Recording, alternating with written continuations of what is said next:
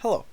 So in this game, or in this video, I should say, we will be discussing more endgames, specifically rook endgames with the king and the pawn. We'll briefly go over king and queen, but it's pretty easy to understand.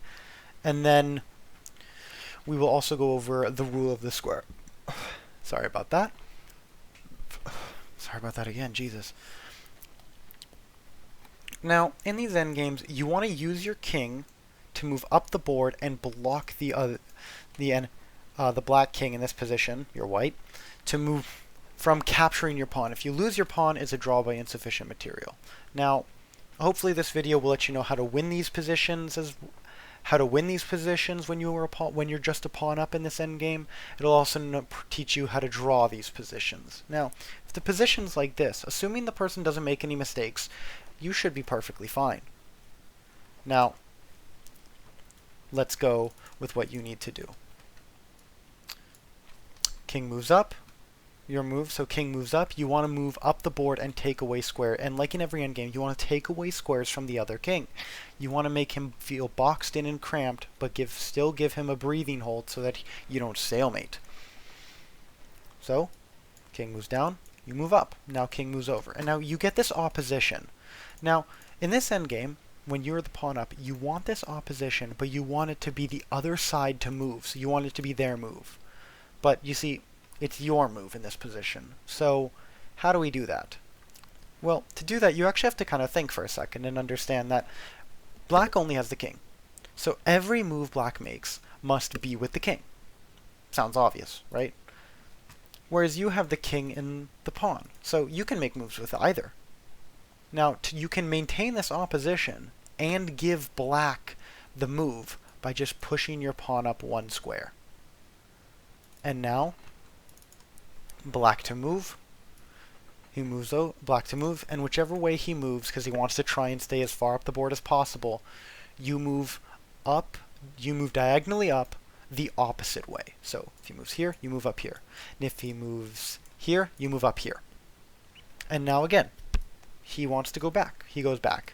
And you, again, put him in this and then you move over, and you again put him in this opposition, where he's forced to make a move, and whichever side he moves to, you just move to the other. So let's say he moves over here this time, now you move up over here. And if he starts going for your pawn, you can just bring your pawn up. It's perfectly fine. So let's say, again, now in this position, he moves back, you move over. Now, here, you can just, or actually, before moving over in this position, you can honestly just move your pawn up a little bit more. And then once he moves back, you again maintain that opposition for a final time.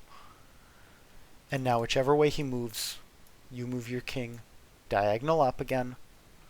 And now you can see that all three squares that the pawn has to go to, including the queen square, are defended by the king. And the black just has no moves. Moves up, check, moves down, moves up, and then moves over, and then this becomes a queen. And then we can move into a queen and king endgame where it's black to move. Moves over. Now again, you want to move down, and you want to just block as many squares as you can from the king to go to. Moves down the board. And you use your queen in order to, like with the rooks, to sort of corner the king, so that he has just constantly prevent him from moving forward, like in the king and rook endgame. Now in this position, you move down. He moves down as well. You can even move over. This might give him a bit more room, you think, but it's perfectly fine, because now your king is in a much more advantageous position to move down the board. He moves over. You just move down. If he moves over here, then again, you just move down again. And like with the rooks, you're constantly preventing him from moving up the field or moving down the field and away and into more space. You're just consistently limiting the squares that he can go to. Now let's say he goes here, you go here, he goes here, you go here, and then he goes here. In this position, it is the perfect time for white to blunder completely. If white were to play something like king to e3, which, okay, it says mate and 1 over here, but that's only because it's set as white to move. In this position, we're imagining it as black to move. So, in this position, you might think, well, he doesn't have anywhere to go. These squares are all covered by the queen. This one breathing hole is covered by the king. I've won. He has no moves. But because he has no legal moves to play, it is a stalemate, and you've drawn the position. That would be a massive blunder. So in this position, you just drop your queen down again.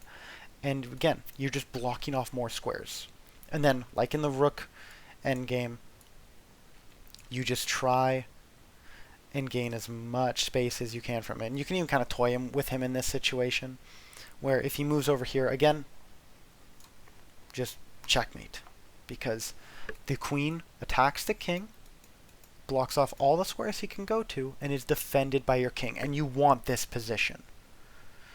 Now, you might wonder, well, okay, how can I practice this endgame?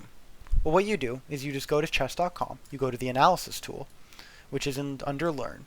You go to Setup, clear the board with this marker here, and then what you do is you just set as Finish versus Computer, and then go to the highest level computer you can, and then just play out the game.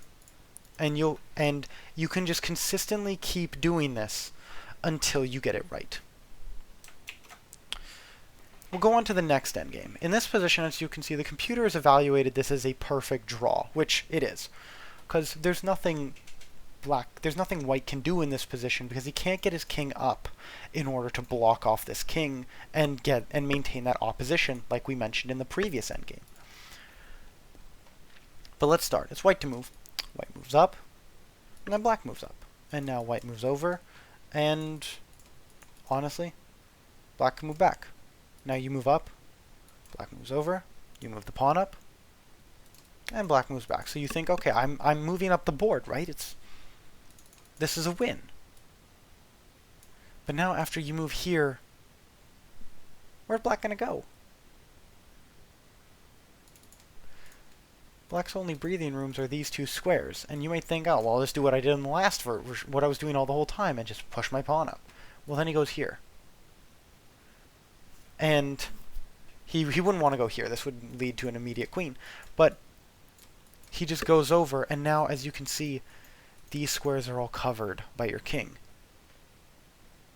He's on the final square, and it's not like you can play this, because then this would be a beautiful stalemate.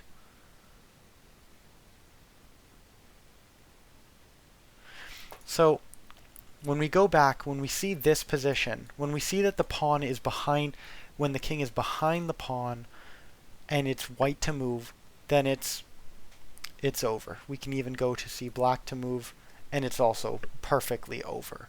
Because of course you can never leave this pawn, because otherwise it would become undefended. And in fact, we'll go through this a bit more.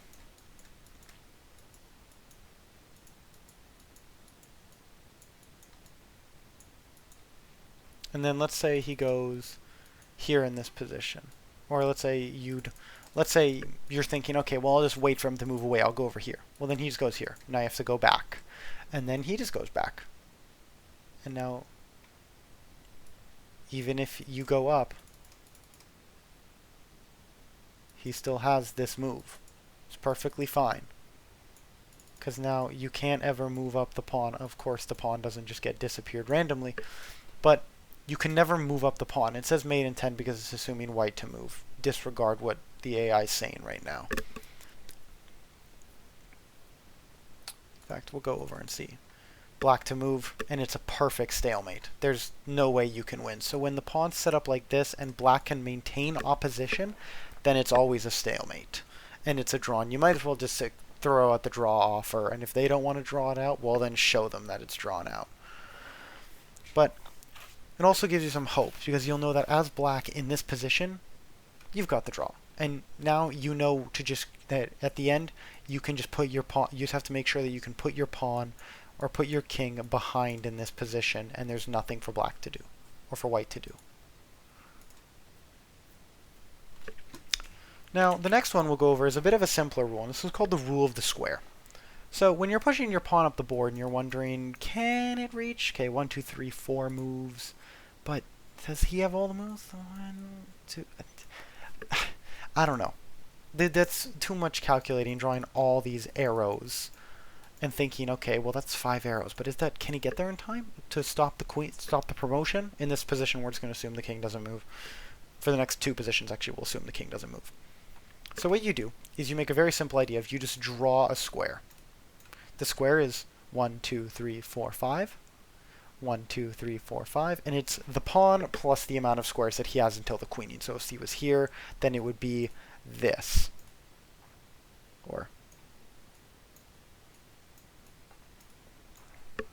And you just draw the square. And now the question you have to make is, the question you have to ask yourself is, can the king enter into the square on the next move? Or is he already in the square? But if he's already in the square, say he's over here, it's pretty obvious that he can enter the square, or that he's going to catch the pawn. So he can actually catch the pawn. Of course he can, if he just teleports across the map like goddamn Spider-Man. So, as you can see with this square, he can get in on the next move. So we'll go through it. It's black to move. Black moves over. Now pawn moves up. Black moves over. Pawn moves up. Black moves over. Pawn moves up. And black moves over. And he is in time, so that even if this turns into a queen, you can capture it. And this is a draw by insufficient material. To further reinforce this idea, let's go over this position. Now again, we're going to follow the same thing. It's 1, 2, 3, 4. So 1, 2, 3, 4. 1, 2, 3, 4. 1, 2, 3, 4. And we finish the square. And now, as you can see, it's black to move. And black actually can't enter into the square on the next move. So we go over, and as we can see, no matter what moves black makes, he will never be in time to get a queen in. And again, we can transpose into that queen endgame that we were into those queen and king endgames that we were talking about earlier. But of course, in these positions, you would always have your king moving up with the pawn. Anyway, I hope this was helpful for you to understand. If you really want to be able to go over these positions and constantly evaluate them, again, like I mentioned earlier, just take this position, or even this position here, as we mentioned earlier, go finish versus computer, and you can set yourself as black to move if you want to do it, or and you set it as black to move so that you know what to do. So that you're the one who's playing against this. So you can see that if I do finish versus computer here, it sets me as black, and then I just play up. And again, there's really nothing to do here for white. It's perfectly drawn. There's no winners here. And we just keep playing this out, and you can just play this out until you can consistently draw this position. Or with the case of the other ones, with here, you can keep playing this out until you consistently win, and you consistently get not only the end game with the pawn, where you get the pawn up to the queen, but where you also checkmate with that queen and king. Anyway, I hope this was helpful. If you have any recommendations on videos you want to see, text me. Or send me, or shoot me a message. You can also message in the comments if you don't know me personally. Other than that, just keep practicing. Chess is not an easy game to get good at, so you might as well, but I think it's very rewarding. See ya.